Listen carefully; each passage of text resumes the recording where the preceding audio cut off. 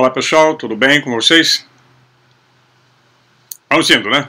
Todo mundo meio ressabiado, sem saber o que vai acontecer com esse planeta tão confuso. Vocês aí no Brasil com as suas crises, né, partidárias, eleitorais, etc, etc. E nós aqui na Europa com esse conflito que parece que não vai acabar tão cedo.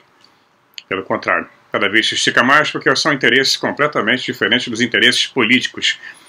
Não existe interesse político nem partidário, nem nada. O que existe é interesse financeiro das grandes corporações, das big techs, das big pharmas, de poderes que estão acima de qualquer presidente, de qualquer ministro, seja lá o que for, que pensa que é a autoridade de algum país. Não, não é não. Ele está debaixo de um poder muito maior. Mas não vamos discutir isso aqui não, como já começamos em outros vídeos, tem muito canal falando sobre isso, vocês pesquisem. Aí no Brasil, inclusive, é bem melhor do que aqui, até pela língua, né? Não tenha dúvida completamente. Mas o Brasil tem excelentes canais de pesquisa maravilhosos, dos dois lados. Vocês podem olhar um, olhar o outro e tirar a conclusão, eu sempre falo. Mas vamos começar nosso vídeo. São dois dos comentários que são feitos nos vídeos, pelo menos nesse último vídeo, a maioria, 99% são comentários maravilhosos. Eu agradeço de coração, a Magdalena também, né, de ver, né, que a maioria das pessoas gosta do que nós estamos colocando, desse trabalho que nós estamos fazendo. Sem compromisso, nós não estamos ganhando dinheiro nenhum, é só uma espécie de bate-papo, como a gente poderia bater um papo num barzinho em Santa Teresa com os amigos na roda, depois de escutar um chorinho tomando uma cerveja Brahma. Antártica, ou eu não sei mais qual é a moda agora lá, qual é a cerveja da onda. Mas é por aí, não tem nenhuma conotação de impor uma ideia, de impor um tipo de raciocínio, de colocar um dogma, aquilo que você não pode discutir. A discussão cabe. O nome do nosso canal é Enigma, Buscando Resposta. Nós não temos resposta, estamos procurando as respostas.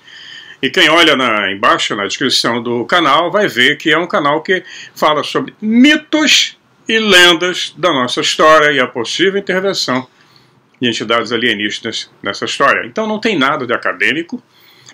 Sou um explorador domingueiro. Passei a minha vida inteira amando esse tipo de assunto e vendo que realmente existia alguma coisa. Tá, o Senado americano discutiu agora anteontem, abriu a primeira audiência pública sobre os ETs, sobre os UFOs. Está lá. É claro que isso foi feito num momento crucial no mundo, e me parece que foi feito com uma espécie de distração, tá? De tentar mudar um pouco a atenção para outro lado, porque a coisa lá nos Estados Unidos está muito feia, e vai ficar pior. Pode ser também que não, pode ser que realmente eles estejam colocando essa discussão em público agora, porque tem alguma coisa acontecendo por trás.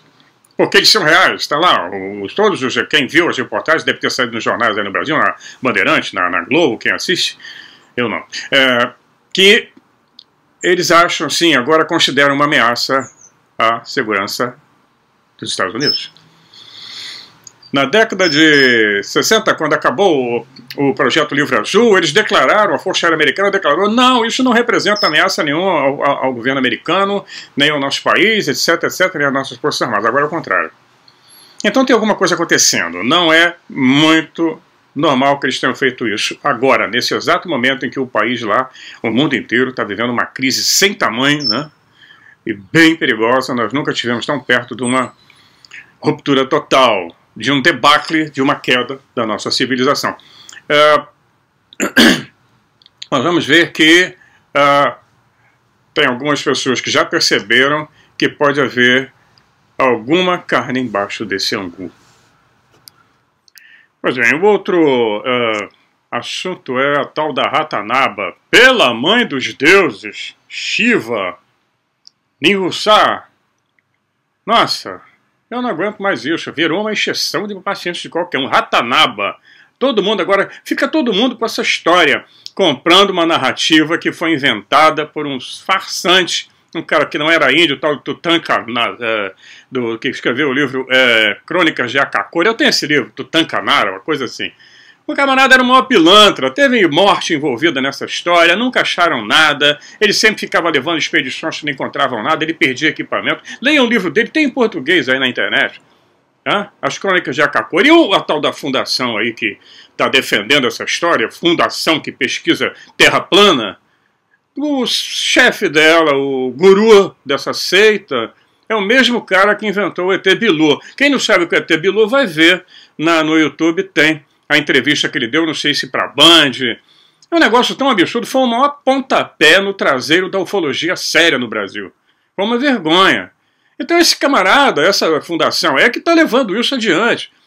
Inventou essa história, porque está precisando, porque a ufologia está travada, não tem mais o que falar e defende a teoria da Terra côncava, uma coisa dessa. Eu não vou dar mais ouvido a isso. Não insistam. Quem não tem Ratanaba, os satélites já mapearam o planeta inteiro. Toda hora está passando satélite em cima do Brasil. Militares particulares de empresas que fazem prospecção, pagam para isso. Eles sabem exatamente no Egito onde tem ruínas. Já mostrei, aí mesmo nos vídeos, já mostrei ruínas egípcias enterradas, que eles não vão desenterrar tão cedo, precisa de grana para fazer isso. Lá no Iraque também. Na América do Sul, então, está entupido. Na América Central, aqui perto da Venezuela, mas no Brasil não acharam. E o que é que a gente pode fazer? Fica todo mundo com vontade que tenha, mas não tem.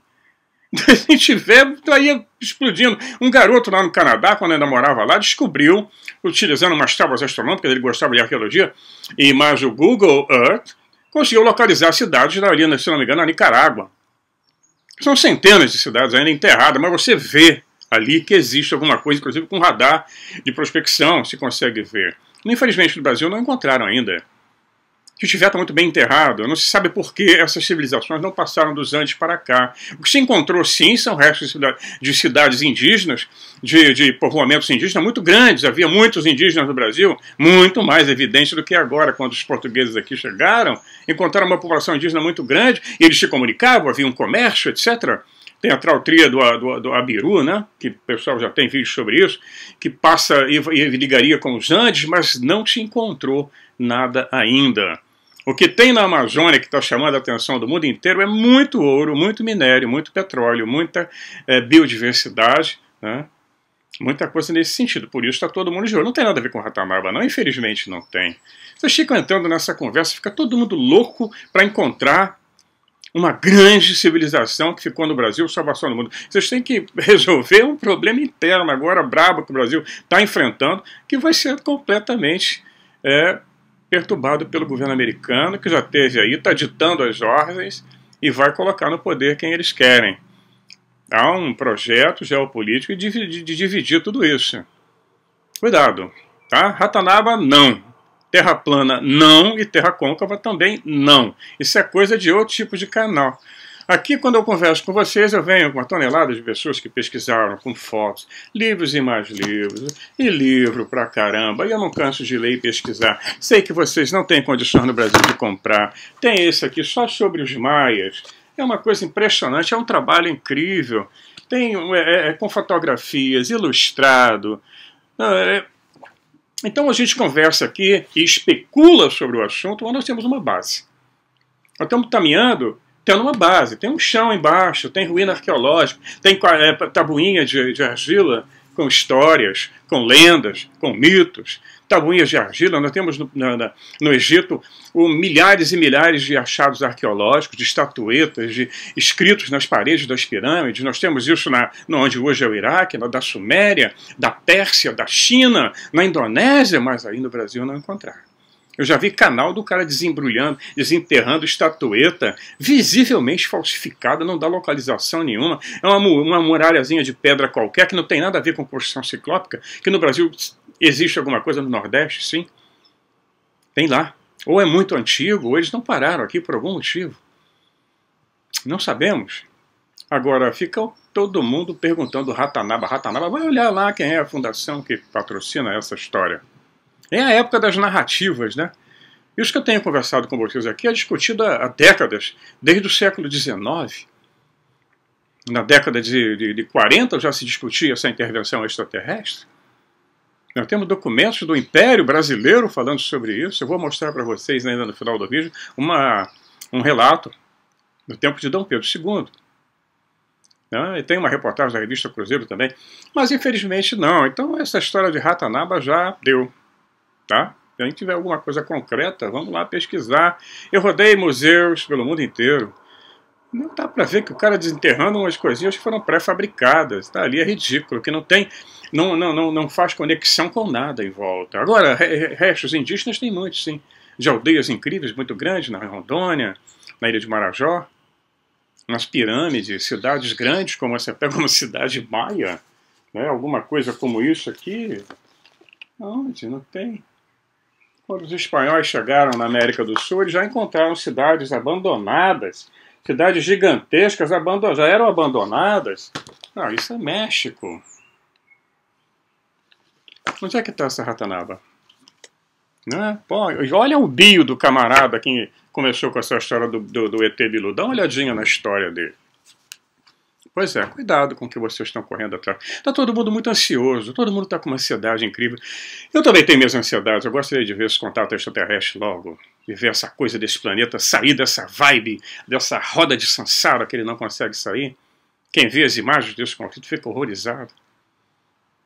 Um continente que eu estou vivendo aqui é um continente que cada pedacinho de terra dele é banhado em sangue. É um negócio horroroso que a gente vive. Então fica todo mundo com muita ansiedade de achar uma resposta, de procurar uma saída, de, por favor, onde é que está a saída aqui? Venha um anjo, que venha o Capitão Marvel, né, o Wolverine, alguém, para ajudar a gente a sair dessa coisa que nós nos metemos, né? Pois é, então é isso aí, Ratanaba está encerrado. Outra história que também tem a ver quando eu falei do Quetzalcoatl, um cidadão me xingou pra caramba. Mesmo quando aparece um que me xinga, o cara não tem imagem, né? Usa um avatar porque é covarde, e o canal dele não tem nada, não produz nada, mas ele gosta de xingar, de apurrinhar a paciência dos outros, me falando com uma narrativa visivelmente para levar para essa coisa do identitarismo, né? Que está destruindo a nossa sociedade. É questão racial, eu falei do Quetzalcoatl, que ele era branco e tinha barba. O cara ficou pau da vida comigo, mas ficou brabo. Então ele vai ter um pesquisador mexicano e o outro que mostra que não sei o que isso é uma história, aquela mesma narrativa. Eu não falei que o Quetzalcoatl era europeu. Europeu era bizarro, era quem chegou lá, Cristóvão Colombo, tanto que os astecas imaginaram que eles fossem deuses, que parecia com o que eles tinham na lenda, né, que chegou um camarada do mar, barbudo, branco e alto. Ele não era europeu, ninguém sabe de onde ele veio. Ninguém sabe de onde ele veio. E essas lendas correm o mundo inteiro. E elas foram transmitidas aos espanhóis, historiadores, bispos, que trouxeram esses relatos para a Europa. E está aí para quem quiser pesquisar, eu não inventei nada. Aí o camarada fica bravo. Ah, vai catar coquinho, né? Eu não tenho nada a ver com isso. Eu sou de uma família mista. Quem me conhece a Magdalena, sabe. A Magdalena é uma mestiça. A Magdalena é uma javanesa. Ela nasceu aqui na Holanda porque ela veio na barriguinha da mãe, quando houve a guerra civil na Indonésia. Ela é de origem javanesa, mas, além disso, por parte da mãe, né, tem um francês no meio. Tem um francês que se apaixonou por uma indonésia e casou com ela. Por parte de pai, nós temos também um austríaco lá no meio. Nós conseguimos rastrear a história da família lá na Indonésia até o século XVII. O lado indonésio é muito obscuro porque eles não têm registro, mas do lado europeu a gente consegue. Então a Magdalena é uma indonésia, javanesa, tem o nariz abatatado, a pele morena, o cabelo preto, que agora está prateado, né? E é moreninha, linda, maravilhosa. A minha família, por exemplo, a minha avó materna é uma mulata, baixinha, maravilhosa, de doce memória. Minha avó eremita, que morava aí no Dendê, na Ilha do Governador. E ela, por incrível que pareça, por não deixar as coisas da história, ela foi a avó da Magdalena. A Magdalena trabalhou uns tempos no aeroporto Tom Jobim e ficou morando uns tempos com a minha avó e adotou a minha avó como avó dela. Eu não estava nessa época aí, né? Então, a minha avó mulata. Mas tem mais, a minha avó mulatinha casou com um Nisei. Um Nisei, um filho de uma japonesa com um brasileiro. Ele faleceu logo depois, faleceu muito cedo. Mas era Nisei, mistura mulata com Nisei. E pro lado do meu pai tem os espanhóis e tem muro. Olha o tamanho do meu nariz, né, que saiu essa coisa vermelha, camarão, cheio de problemas com essa pele clara. Tá lá, essa mistura louca que é o nosso planeta, ainda mais o Brasil também. Então como é que alguém vem ficar com picuinha, com narrativa racista? É de irritar qualquer um, né? Eu moro aqui, a questão do identitarismo. Amsterdã é a cidade mais gay da Europa, do mundo. E eu venho de Toronto, que é a mesma coisa. Então, cara, a gente aqui vive todo mundo em paz. Estou pouco ligando o que é, o que não é. Quando a gente morre, o esqueleto é tudo a mesma coisa. Né? A carne vai ficar podre, vai apodrecer, nossas almas vão sair por aí viajando pelo cosmos, pelo universo, para se reincorporar em alguma outra história, uma outra vida, começando uma outra história. Então, amigo, não venha para cá bater boca, eu não vou bater boca, né? Todo mundo é terráqueo, isso é impressionante. E nós aqui somos um grande grupo de bate-papo, não estamos aqui fim de briga nenhuma. Né? Mas não acabou não, tem mais. A pessoa se chateou por causa da história da velhice, que eu venho falado do livro do Ralph Ellis, né, que publicou um livro já na segunda edição. Ele é médico, tem PhD e tudo, e ele fez uma comparação achando que nós éramos extraterrestres sim por causa dessas nossas deficiências e a nossa inadaptação. Eu tenho tia, né, uma irmã do meu pai que ainda é viva com 100 e poucos anos, aí mora no Rio de Janeiro, mora em Maricá. Irmã do meu pai. Uma outra morreu com 101. Mas isso não é a regra, isso é exceção. Tem gente que está velho com 72 anos, trabalhando pra caramba, dando um duro danado, fazendo tudo que tem que fazer, numa boa. Mas a maioria não. A maioria não. Isso é estatística. Eu não estou falando da pessoa. O brasileiro, eu sou brasileiro, hein? É bom avisar, eu sou brasileiro, tenho passaporte brasileiro, morei no Brasil, etc, etc.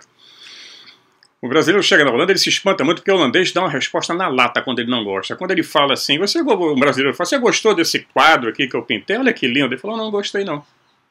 O cara fica por conta. O brasileiro normalmente toma aquele choque. Quando o holandês fala isso, ele não está falando da pessoa, ele está falando do trabalho. Isso aí tudo. Ah, vamos a uma festa amanhã, tem uma festa, vamos tomar um chopp lá com os amigos. Eu não vou não. Ele nem explica, não vou não, você tem que aceitar. Ele não está dizendo que não gosta de você, nem dos seus amigos, ele não quer ir. Então, quando eu falo dos velhinhos, da velhice, que é uma chatice, eu não estou falando de você especificamente, da sua tia, do seu tio, da tua mãe. Eu estou falando de um modo geral no planeta inteiro, como é que a velhice é um problema sério. Nós envelhecemos muito mal. Isso é real, eu tenho que tomar remédio de pressão, uso meia de compressão, não posso mais caminhar muito, não consigo subir o paredão CEP no Pão de Açúcar, nem a Pedra da Gávea. Hoje eu conto histórias, leio livros e cuido da minha neta e do meu jardinzinho, que tem um monte de passarinho que vem aqui. Uma nova fase, um novo ciclo. Eu também fui jovem, vocês viram nas fotos. Escalei, então não tem nada de torto, como a pessoa falou, ficou chateada comigo, se sentiu ofendida. Eu não ofendi velhinho nenhum, porque eu sou um. Tá? Então vamos começar o nosso vídeo. Até já. Bom, então é isso. As nossas almas irão viajar pelo universo em uma aventura infinita. Né? Essa eu não tenho dúvida. Mas vamos lá. Em julho de 2018, o Observatório de Neutrinos Ice Cube, um cubo de gelo, na Antártida, anunciou que rastreou um neutrino de energia extremamente alta que atingiu seu detetor em setembro de 2017. Né? E eles fazendo uma pesquisa de volta ao seu ponto de origem, eles acharam que o ponto de origem era lá na linguagem deles, o Blazar TXS 0506 mais 056, localizado a 5,7 bilhões de anos-luz de distância, na direção da constelação de Órion. Pois é, Órion. Essa é a primeira vez que um detetor de neutrinos foi usado para localizar um objeto no espaço e indica que existe lá uma fonte de raios cósmicos. A história é muito complexa, e quem quiser procurar esse Observatório de Neutrinos Ice Cube na Google, vai achar na descrição lá na Wikipedia, tem na Antártida, bem no meio da Antártida. Né? Eles têm esse observatório, eles cavam buracos no gelo de até quase 3 quilômetros. É impressionante. 3 quilômetros. Eu estou mostrando aí para vocês o esquema do laboratório. São vários. E ali eles descem uma esfera de vidro com sensores, etc. Depois a água é colocada, congela tudo de novo e aí eles partem para as observações. Resumindo, porque o tratado científico, a explicação científica é extremamente complexa, mas não existe só esse observatório na Antártida, que é um continente que nós precisamos conversar muito sobre ele ainda, está lá, misterioso, né? Mas tem esse observatório no Japão, tem aqui no Mediterrâneo e outros lugares do mundo. Então nós temos essa reportagem, eu vi num canal de ufologia do Steven Greer, que é um ufólogo tradicional, né?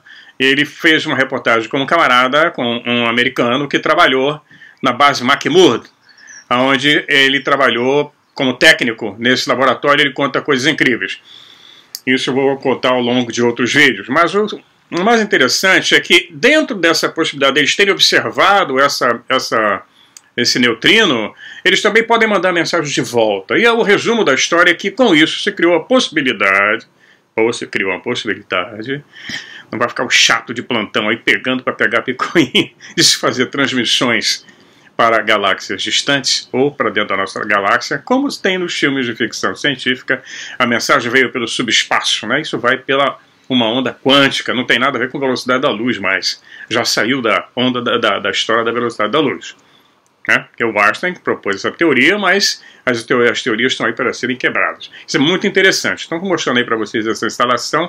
Então, tanto se recebe de lá, como pode mandar daqui para lá, e será essa a comunicação provável se um dia a gente conseguir um meio de vencer essa barreira da luz, seja pelo buraco de minhoca ou por outro meio que nós não conhecemos.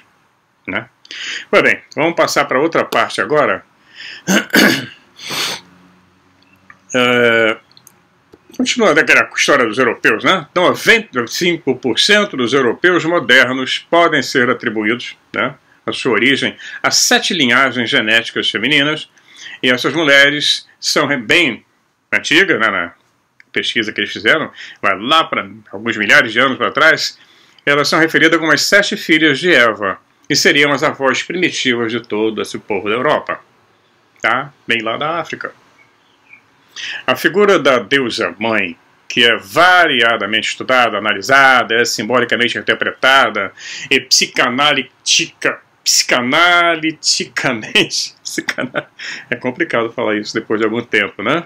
Uma análise psicológica dessa palavra, né, deusa mãe, a Pachamama, é explicada como ser identificada como a terra-mãe, de fato, pode ser simplificado, né, na história que nós conhecemos, numa Anunnaki feminina, né? Porque macho não tem filho. Ela seria uma médica especialista e engenheira genética que poderia ser considerada, então, com toda razão, a mãe de toda a humanidade. Essa é a história do Zecharia Sitchin, que é contada em tabuletas de barro, né, quem tem os livros de Noah Kramer, que era um arqueólogo famosíssimo, foi um dos maiores especialistas na história suméria. Ele tem um livro dele famoso, Os Sumérios. Ele fala sobre a religião suméria, sobre todos esses contos que o Zecharia Sitchin adaptou de uma forma mais suave de leitura não acadêmica, mas conta tudo isso. Eu tenho esse livro, nós vamos chegar lá, conversar sobre ele.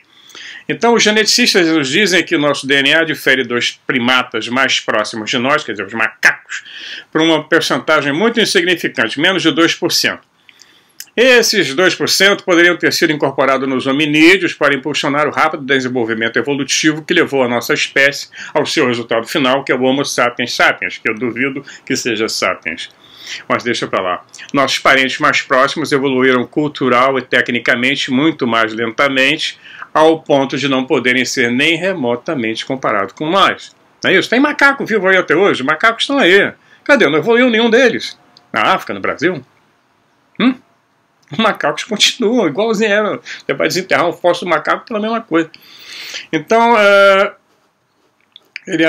no livro, esse livro que eu estou falando aqui, essa introdução, é do Mauro Biglino. Mauro Biglino foi empregado durante 25 anos, ele trabalhou como tradutor do grego, do latim, do hebraico antigo, 25 anos nas edições paulinas, fazendo traduções da Bíblia. Esse livro dele é super interessante. Vou mostrar a capa depois, para que depois não tenha ninguém enchendo a minha paciência aqui, que eu nem vou falar, o cara me xingou pra caramba. Será que nós realmente temos alguma coisa dentro de nós, muitas vezes chamada de divino, que seria apenas uma porção do DNA pertencente a esses indivíduos que vieram de cima e nos projetaram geneticamente? Pois é. Então isso tem a ver com todo esse assunto que eu estou falando. Nós somos extraterrestres, descendentes de extraterrestres. Vamos descobrir como é que era o nosso planeta original. E segundo os textos antigos, aí vem um resumo agora de quem não conhece a história dos Anunnakis, esse ser foi criado como escravo, era o Adama ou Lulu, que era usado numa área de mineração de ouro na África do Sul, em uma área que os deuses chamavam de base. Uma base Enki. Enki foi que presidiu, que era um dos deuses, né, que presidiu o trabalho de mineração na base da África, que também era conhecido como Senhor de Apsu, que era o senhor das partes básicas, ou então inferiores. O termo Apsu ou Abzu, né, foi posteriormente derivado do conceito de abismo, como seria assim mais ou menos um reino básico, que mais tarde recebeu o nome e a definição de reino do submundo, porque ficaria lá embaixo. Né? Aqui nós vamos ver também, tem uma explicação, ela é muito mais simples do que todas as várias que tem por aí, foi feita pelas religiões, pela antropologia, pela psicanálise e assim por diante. As descrições reais ou psicanalíticas do abismo, do inferno e do subconsciente, juntamente com todas as teorias que se seguiram, constituíram a base do conceito de receber uma recompensa celestial versus um castigo horrível em um inferno sem fim, né, como é a religião cristã. Se você obedecer o que o Deus fala, você vai para o céu, senão você vai queimar no inferno. Ele é bonzinho pra caramba. Ele nos cria, né, cria com defeito, diz que a gente tem um pecado, eu tenho que pagar por um pecado que nós não cometemos e um erro que ele cometeu, aí vai essa confusão toda, e aí a religião cria um inferno para botar os homens maus e cria um céu para botar os homens maus. E os homens maus estão aí mandando aí na Terra há milhares de anos e ninguém faz nada. Não veio ninguém para resolver esse problema não, né? Pois é, é só ver o vídeo lá que eu fiz de Poeira dos Anjos que eu falo sobre isso. Então o senhor do Apsu, do Abzu, ou Abismo, não era outro senão o líder dos trabalhos de mineração nas terras da base, nas profundezas das minas do sul da África, obviamente consideradas a parte inferior do planeta por aqueles que viviam no hemisfério norte, evidente. A eficiência do trabalhador tornou sua presença útil também na terra da Suméria, ou Shinear, palavra na Bíblia. O Homo sapiens, então, trabalhou para os Anunnakis, prestando serviços cada vez mais sofisticados, e da simples e brutal escavação do solo, ele acabou se tornando um verdadeiro servo, útil para qualquer tipo de tarefa para esses seres. Essa criatura trabalharia sob o controle e supervisão dos deuses. E talvez seja justamente por isso que o território do centro-sul da Mesopotâmia recebeu o nome de Suméria, que significa Terra dos Guardiões. Paralelo 33... Guardiões, são watchers e anjos. Aqui também é uma correspondência interessante com histórias egípcias que lembram os chamados Epitep, ou Prime Time, ou o início de tudo, um período primordial em que Neteru e os Guardiões dos Céus habitavam a Terra. De fato, todas as culturas do Oriente Médio parecem compartilhar uma referência a uma época em que deuses estavam na Terra e observavam os homens trabalhando para eles e servindo-os. O Yahvé tinha sacrifício pra caramba para ele, né? Ele gostava do incenso, que eu não posso falar o nome aqui. Mas os homens também foram levados para o seu laboratório experimental de cultivo agrícola situado no Oriente, no Éden, ou Edim, em Sumério, ou chamada Casa dos Justos, a Casa dos Deuses, segundo Sitchin. Dali brotou todo tipo de árvore, e é delicioso de ver, é bom para comer, e tudo aquilo que nós temos hoje, que eu já falei também em outros vídeos, que você não encontra uma laranjeira no meio da Amazônia. Nem no meio das florestas da Indonésia, a não ser que tenha havido uma fazenda ali, uma criação, mas selvagem você não acha. Quando você acha uma macieira selvagem no Canadá, ela é ruim pra caramba, pequenininha, cheia de broca. Então, existe o trigo não existia, o trigo foi trazido pelos deuses. Em todas as culturas se fala sobre isso. Então nós sabemos também que novas criaturas foram produzidas ali em série. O processo foi, né, como todo mundo já ouviu, quem não ouviu falar, das histórias do Sith, etc., diz que o DNA foi retirado do sangue do jovem Anunnaki e depois inserido no óvulo do hominídeo. Uma mulher, uma fêmea, ao receber o novo material genético, o óvulo foi então implantado no útero das fêmeas Anunnakis, que serviram de barriga de aluguel e carregaram o óvulo fertilizado durante a gravidez e finalmente o parto. Ambos, os machos e fêmeas, foram produzidos através dessa técnica de engenharia genética. Essa, aliás, é justamente a função de muitos mitos que dão a origem ao culto às deusas mães. Essa nova criatura, o Adama, ou Adam, da Bíblia, era um híbrido e, como tal, incapaz de procriar. Bom, aí nós estamos vendo o diagrama das perfurações do gelo, com quase 3 km de profundidade. A outra imagem é da base, lá em Amundsen, com bilhões de dólares são investidos nessas pesquisas desse observatório. Aí a imagem das sondas, são centenas delas, são enterradas quase 3 km no gelo. E aí temos a Antártida, o continente misterioso. Pois bem, Adama, ou Adão, né, ele não possuía nenhum conhecimento que pudesse torná-lo semelhante aos deuses, né, e, por exemplo, como a capacidade de dar a vida a outros. Sim, eles eram híbridos, não se reproduziam. Agora, havia uma rivalidade constante entre Enki e Enlil. Isso é também falado muito em Sitchin. Para quem não leu o Sitchin, estou fazendo aqui um breve resumo para poder entrar na próxima série de vídeos. Vou continuar falando das características que nos transformam em seres extraterrestres. Vou apresentar essas características. Não acabei, não. Tem mais alguma coisa ainda para falar. Eu dei uma pequena pausa. Mas isso que eu estou falando aqui tem a ver, né? A interferência extraterrestre, de seres interdimensionais, seja lá de onde eles venham, né? Então nós tínhamos a rivalidade constante entre Enki e Enlil, né? Esses dois eram filhos do senhor desse império. Não tinha democracia, não. Nem. Democracia é uma coisa terrena e falha. É ela que está provocando tudo o que está acontecendo agora. Essa rivalidade teve consequências nas novas espécies que foram criadas para atender às necessidades dos Anunnakis, que trabalhavam nas minas de ouro. Eu tenho algum questionamento quanto a isso, né? Os caras tinham tecnologia para pular de um planeta longínquo para cá, milhões e milhões de quilômetros, ou de uma outra dimensão. Deveriam ter tecnologia para fazer essa mineração também. É complicado entender isso. Ou a tecnologia que eles tinham permitindo fazer essa transposição, mas não transportar equipamentos, porque era difícil, e eles vinham com o mínimo necessário. Pode ser também. Aí cabe qualquer hipótese. Eu sempre comento aqui nos vídeos, esse assunto, todos estão errados e todos estão certos. Nós trabalhamos com análise em cima de escritos, de tabuletas, de restos arqueológicos, e não temos certeza de nada. Apenas podemos criar essas histórias, né? Baseando a maior parte delas na quantidade maior de evidências que nós possamos encontrar. Não é isso? Vamos lá. A rivalidade entre Enlil e Enki é bem conhecida, e isso teve consequências nas novas espécies que foram criadas para atender às necessidades dos Anunnakis. Enki, que amava a criação, decidiu dar para essa criação o conhecimento. Daí a história do Gênesis, que é uma cópia disso aí. O Gênesis surge milhares de anos depois. Então eles trabalham, o Enki, né, resolve dar o conhecimento a essa criação que ele começou a amar. O conhecimento absoluto que os libertaria dos seus criadores. A capacidade de se reproduzir de forma independente, em suma, um know-how que tornaria esse ser, né, os adâmicos, em seres semelhantes aos deuses. E ele fez isso sem a aprovação do irmão. Ele vira o diabo depois, né? Nós relatamos aqui, nós estamos vendo aqui, né, um relato que nos liga imediatamente às histórias bíblicas que surgem muito depois, que foram criadas depois que os hebreus saíram do cativeiro na Babilônia, milhares de anos depois.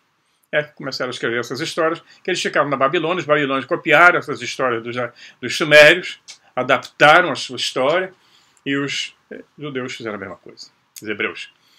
Então, Enki foi retratado como uma cobra, uma criatura que, vivendo em covas subterrâneas, conhecia os segredos mais profundos.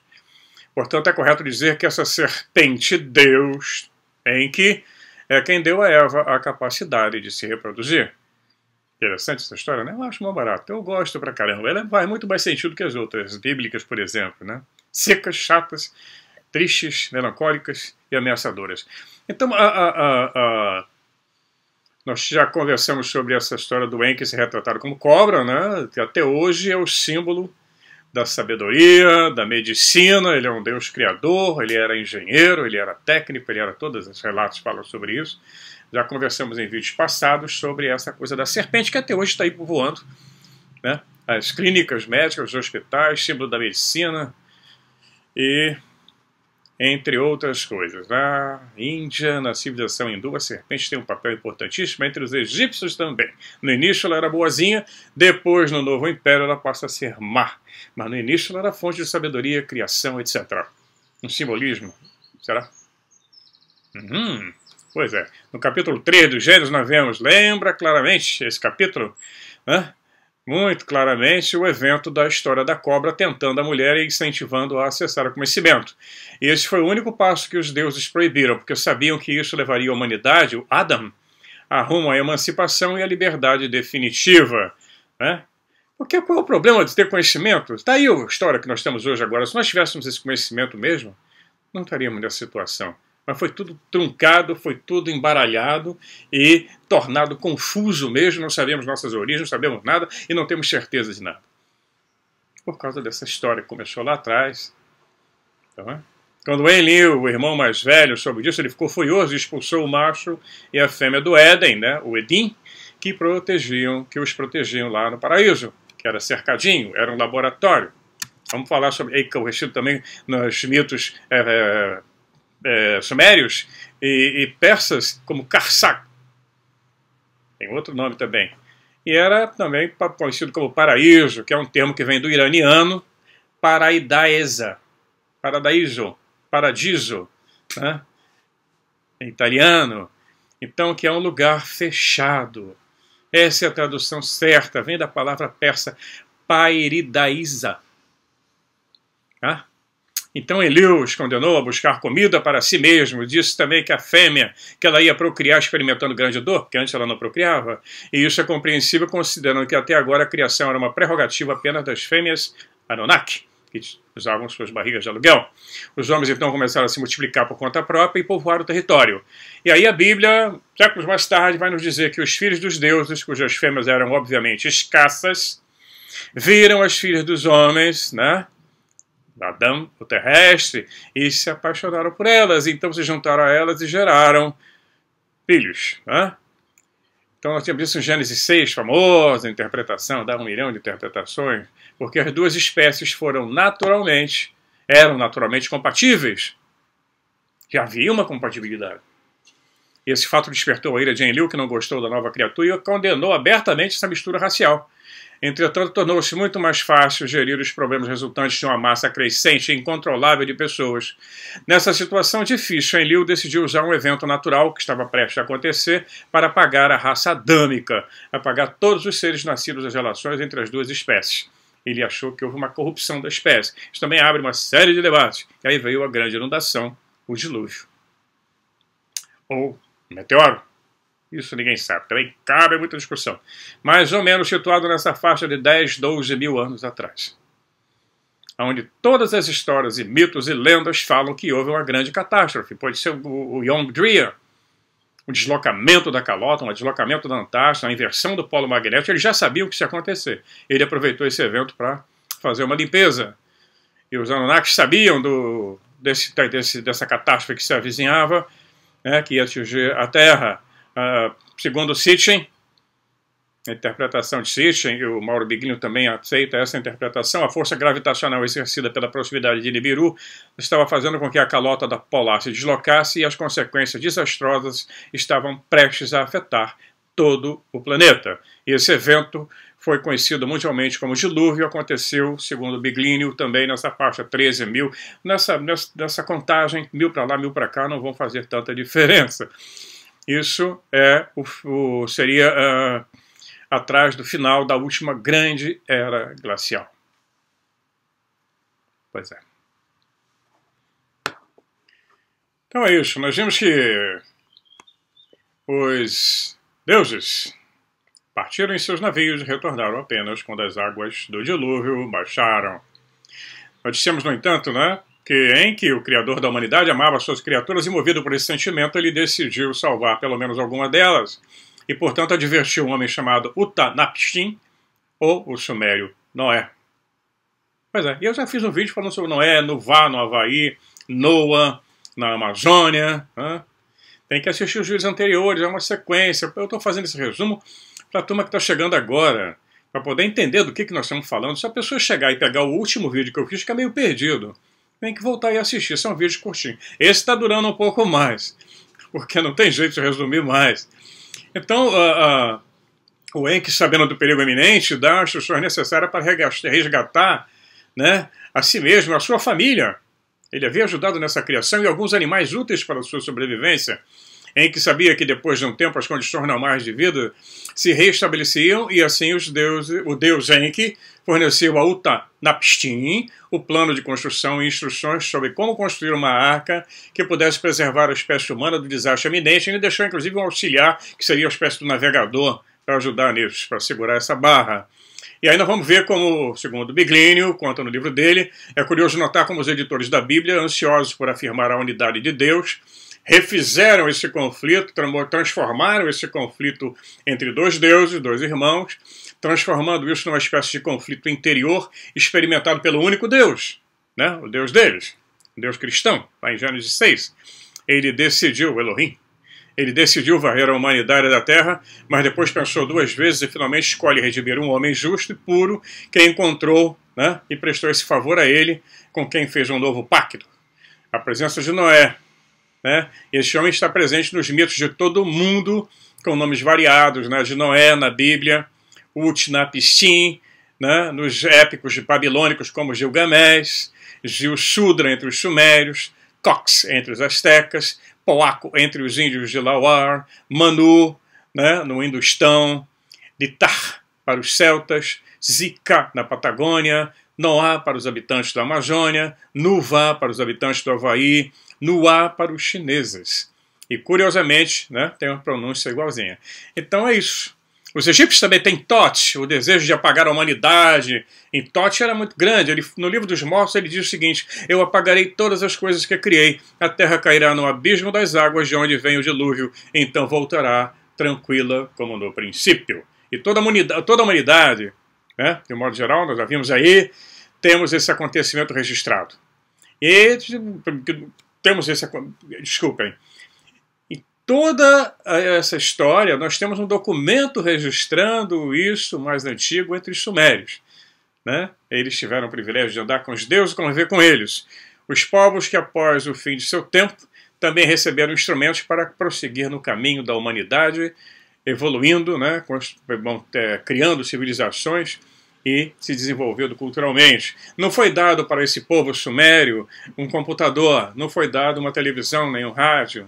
Né? Isso foi gradativo. Eles deram conhecimento para que essa raça, ou essas raças, porque foram vários, Anunnaki significa aqueles que do céu vieram, então estiveram em vários pontos do planeta, ajudando essa raça que veio surgindo a evoluir, uma evolução gradativa, até chegar onde nós estamos. Porque os egípcios tinham uma evolução incrível, né? Sistemas de medicina, astronômico, matemática evoluída, mas não tinham rádios, não tinham computadores, não tinham celulares, nem aparelhos elétricos para uso doméstico. Poderiam usar a eletricidade até, já é sabido, tinham pilhas. Os babilônicos também, os próprios romanos, séculos mais tarde. Uma baita civilização maravilhosa, incrível a história da civilização romana, mas eles não tinham os evoluídos ao ponto que nós estamos hoje, de hoje estarmos viajando pelo espaço, voando pelos ares, navegando pelos mares com máquinas sofisticadíssimas, falando um com o outro, agora como eu estou com vocês, num outro continente a milhares de quilômetros de distância. Foi uma evolução. Nós chegamos no ponto agora crucial, um ponto que está quase perto de chegar ao ponto sem retorno. Se passarmos para um lado, vamos nos destruir. Se resolver esses conflitos, não só o que está acontecendo agora, mas em todo o planeta de ordem social e econômica, né? Esse acúmulo de capital absurdo que existe, um homem só tem $1 trilhão, gente morrendo de fome na África, na Ásia, aí no Brasil mesmo, confusão, essa criminalidade toda. Se nós conseguirmos desviar agora, nós podemos evoluir para o próximo passo, que é passar para uma civilização nível 1, que todo mundo sonha. Pois é. Aí nós temos a imagem da Gazeta do Império de 1846 com um relato de avistamento de um OVNI. Vocês podem dar pausa para ler com mais calma, está aí na linguagem da época. Esse era o jornal oficial do Império, 1846, um relato de um OVNI bem brilhante, muito interessante. Então vocês veem que a coisa é muito antiga, não começou agora, muito mais do que nós pensamos. A maioria das pessoas acha que é um fenômeno novo e não é mesmo.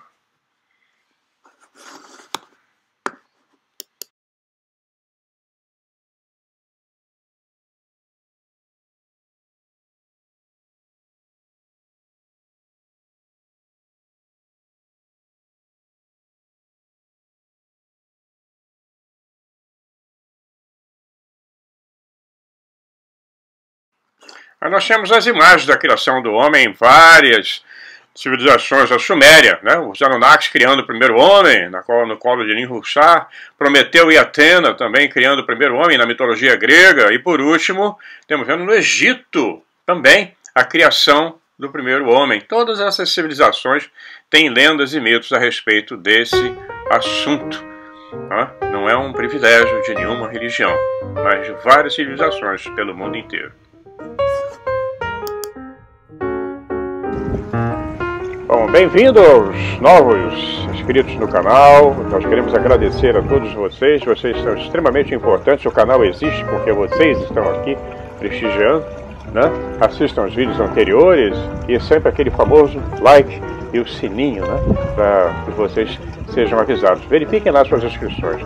Um bom final de semana a todos vocês. A Magdalena e eu mandamos um forte abraço e todos que fiquem na paz. Até lá!